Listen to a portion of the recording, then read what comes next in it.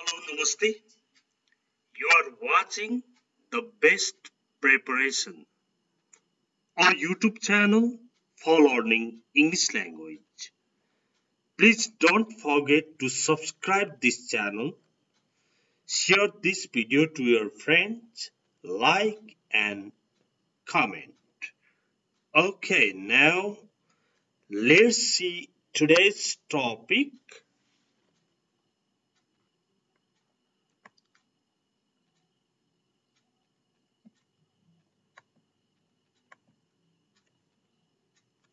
Okay हेर्नुहोस् त आजको टपिकमा तपाईले विशेष गरी शान्ति प्रक्रिया, दिगो विकास अनि द्वन्द्वको कसरी म्यानेजमेन्ट गर्ने यस्ता सम्बन्धी कुनै पनि एनजिओ आइएनजिओमा काम गर्न अथवा गाउँका कुराहरू इङ्ग्लिसमा बोल्न यस्तो खालका शब्दहरू हामीलाई चाहिन्छ।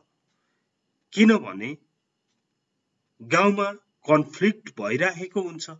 कन्फ्लिक्ट भनेको द्वन्द्व, कन्फ्लिक्ट द्वन्द्व।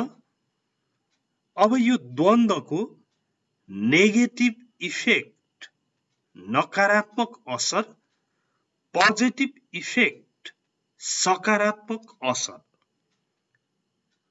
अब यिनीहरूको प्रयोग हेर्नुहोस् है वाक्यमा। सेन्टेन्स बनाएको छ conflict has both negative and positive effects. द्वन्द्वका दुवै नकारात्मक तथा सकारात्मक असरहरू हुन्छन्। यति त कुरा बुझियो, तर यहाँ अंग्रेजी सधैँको लागि सिक्ने कुराहरू पनि छ। जस्तै हेर्नुहोस्, यो बोथको प्रयोग गरेपछि दुईटा कुरा हुनुपर्छ बोथ पछाडि, नेगेटिभ एन्ड पोजिटिभ। ओके, अब तपाईले म गाउन पनि मन पराउँछु, म दुवै गाउन पनि अनि सुन्न पनि मन पराउँछु गीत भन्नु पर्यो भने I like both singing a song and listening to a song. अथवा I like both singing and listening to the song भनेर बनाउन सक्नुहुन्छ। बोथको प्रयोग पनि हेर्नुहोस् र यी शब्दहरू conflict, negative effect, positive effect तीनवटा शब्द पनि यहाँ सिक्नुहोस्। कसैले कन्फ्लिक्ट गर्यो भने तपाईले यसरी कुराहरू निकाल्न सक्नुपर्छ। अब आयो कन्फ्लिक्ट म्यानेजमेन्ट, द्वन्द्वको व्यवस्थापन। द्वन्द्व व्यवस्थापन मात्र भने पनि हुन्छ, यो को हटाए पनि हुन्छ। रोल अफ मिडिया, सञ्चार माध्यमको भूमिका। विन विन सल्युसन भनेको चाहिँ जित जितको समाधान, दुवै पक्षलाई घाटा नहुने गरी समाधान गर्नुलाई विन विन सल्युसन भनेर भनिन्छ। विन विन सल्युसन गरौँ न भन्छन् नि, विन विन सल्युसन के रहेछ?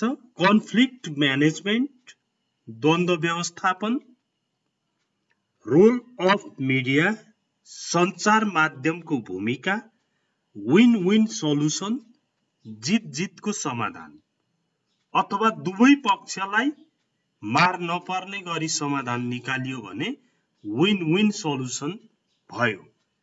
ओके, अब हेर्नुहोस्, there is an important role of mass media in conflict management. There is an important role, role भनेको भूमिका, There is an important role of mass media in conflict management.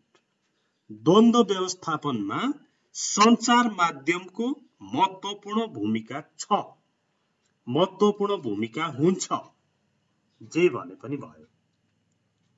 Okay, conflict management, role of media, win-win solution.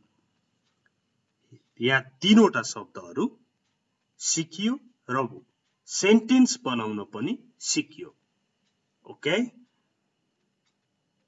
what is the role of media in conflict management? भन्न पनि सक्नुहुन्छ। तपाईलाई कसैले सोध्यो भने पनि अब there is an important role of mass media in conflict management भन्दै तपाईले बोल्न सक्नुहुन्छ। अनि अरूले चाहिँ कति राम्ररी अंग्रेजी बोल्यो भनेर भन्ने हो। अब हेर्नुहोस्, रूट कजेज, रूट भनेको त जरो हो नि। जड के हो त? जड कारणहरू के हो? मुख्य कारणहरू, जड कारणहरू। सुरुका कारण चाहिँ के हुन् त? खास कारण के रहेछ भन्छौ नि, त्यही हो रूट कजेज भनेको।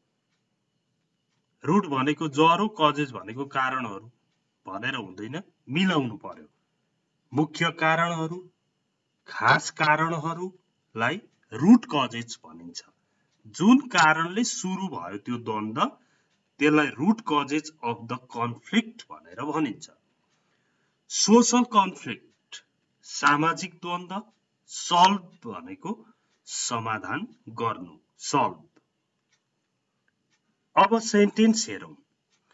Find out the root causes of conflict and solve it. द्वन्द्वका मुख्य कारणहरू पत्ता लगाऊ र समाधान गर। Find out the root causes of conflict and solve it. द्वन्द्वका मुख्य कारणहरू पत्ता लगाऊ र समाधान गर। Okay? Now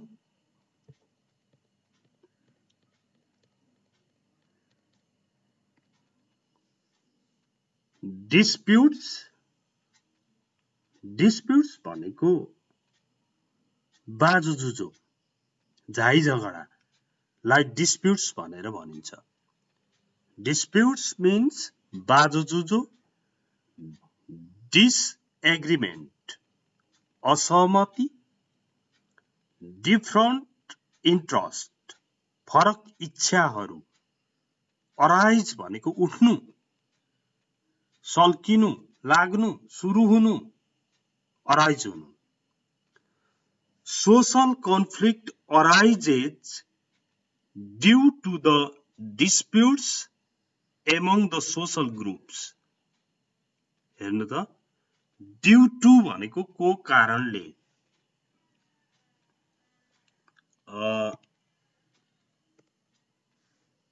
यहाँनेरि due to, D-U-E, due, T-O-2, dot को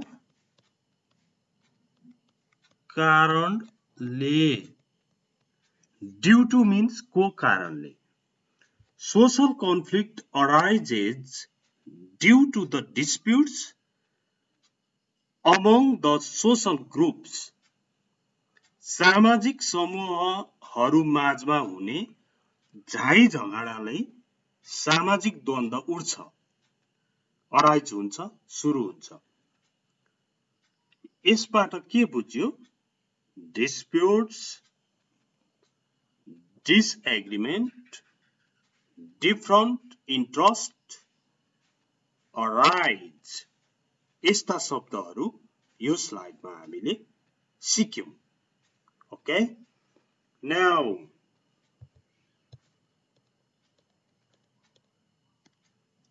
नेक्स्ट, constructive ways, सृजनात्मक तरिकाहरू। constructive ways, constructive comment भन्छु नि मैले कहिलेकाहीँ। constructive comment भनेको चाहिँ मैले त यो कुरा बुझेँ खुसी लाग्यो, अरु भिडियो पनि बनाइदिए हुन्थ्यो भन्यो भने त्यो कमेन्टले के गर्छ? सिर्जना गर्न प्रेरित गर्छ। त्यस्तोलाई कन्स्ट्रक्टिभ कमेन्ट भनिन्छ। अब कन्स्ट्रक्टिभ वेज भनेको चाहिँ सृजनात्मक तरिकाहरू, उपायहरू, बाटाहरू। कोअर्डिनेसन, कोअर्डिनेसन मिन्स समन्वय। कोअर्डिनेसन कमिटी भनौं भने समन्वय समिति हुन्छ। फ्यासिलिटेट भनेको चाहिँ सहजीकरण गर्नु। कति उपयोगी शब्द छन् हेर्नुहोस् है। कन्स्ट्रक्टिभ वेज सृजनात्मक तरिकाहरू, कोअर्डिनेसन समन्वय, फ्यासिलिटेट भनेको सहजीकरण गर्नु। त्यो कार्यक्रमको सहजीकरण किरण थापाले गर्नु भएको थियो। The program was facilitated by Kiran Sharma Thapa. यसरी भनिन्छ। Use constructive ways to solve the problems. समस्याहरूको समाधान गर्न सृजनात्मक तरिकाहरू प्रयोग गर। कन्स्ट्रक्टिभ वेजहरू प्रयोग गर जसमा कसैलाई दुख मनाउ नहोस्, विन विन पोजिसन होस्, विन विन सल्युसन होस्। अब यहाँनेरि एउटा कुरा गरौँ, जस्तो युज अफ FORCE फोर्स भनेको बलको प्रयोग। डोन्ट युज अफ फोर्स, फोर्सको प्रयोग नगर। डोन्ट युज अफ फोर्स, बलको प्रयोग नगर। Use constructive ways to solve the problems, समस्याको समाधान गर्न सृजनात्मक तरिकाहरू प्रयोग गर। Don't exercise the force, force प्रयोग नगर। ओके, नेक्स्ट, पब्लिक अवेयरनेस, जनचेतना, पीस प्रोसेस, शान्ति प्रक्रिया, सस्टेनेबल डेभलपमेन्ट, दिगो विकास। अब हेर्नुहोस्, पब्लिक अवेयरनेस प्रोग्राम भनौं भने के हुन्छ? जनचेतना कार्यक्रम। There was a public awareness program in my community, मेरो समुदायमा, in my society, मेरो समाजमा जनचेतना कार्यक्रम थियो। There was a public awareness program in my society. I attended the program, म कार्यक्रममा उपस्थित भएँ। I facilitated the program, मैले कार्यक्रमको सहजीकरण गरेँ। ओके, पीस प्रोसेस, शान्ति प्रक्रिया। पीस टक भनौं भने शान्ति वार्ता हुन्छ, पीस टक। सस्टेनेबल डेभलपमेन्ट भनेपछि दिगो विकास, sustainable. Public awareness plays an important role for the sustainable development. दिगो विकासको लागि जनचेतनाले महत्त्वपूर्ण भूमिका खेल्छ। ओके, यो चाहिँ यस स्लाइडमा हामीले तीनवटा शब्दहरू सिक्यौं। अब एकपल्ट म सुरुदेखिको शब्दहरू भन्दै जान्छु। Conflict, negative effect, positive effect, conflict management, role of media, win win solution, root causes, social conflict, solve.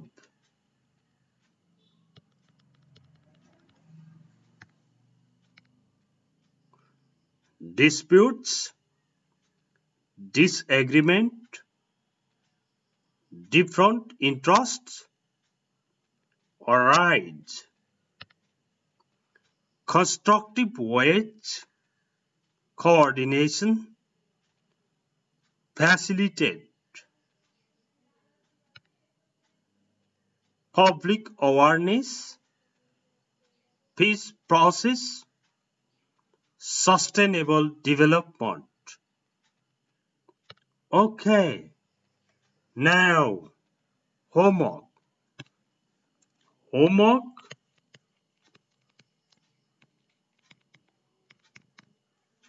सामाजिक न्यायलाई इङ्ग्लिसमा के भन्छ? Translate into English. सामाजिक न्यायलाई इङ्ग्लिसमा के भन्छ? खोज्नु पर्यो. Okay, it's your homework. र जसले मैले चाहिँ वर्डलाई फोकस गरेर यो कन्टेक्स्चुअल मिनिङको चाहिँ 3 वटा भिडियो भयो. जस्ट यो भन्दा अगाडिको 3 वटा भिडियो हो क्या रे? 2 वटा भिडियो, यो 3 वटा भिडियोहरु हेरेर मात्र हुँदैन. नोटबुकमा टक्क यी वर्डहरु सार्ने, सेन्टेन्स पनि सार्ने, पढ्ने गर्नुपर्छ. र यो भिडियो शेयर गर्न पनि नभुल्नु होला. जति शेयर गर्दिनुहुन्छ नि त्यति नै हौसला बढ्ने हो, त्यति नै मेहनत गर्ने हो हामीले. Thanks for watching it. See you tomorrow. Bye bye.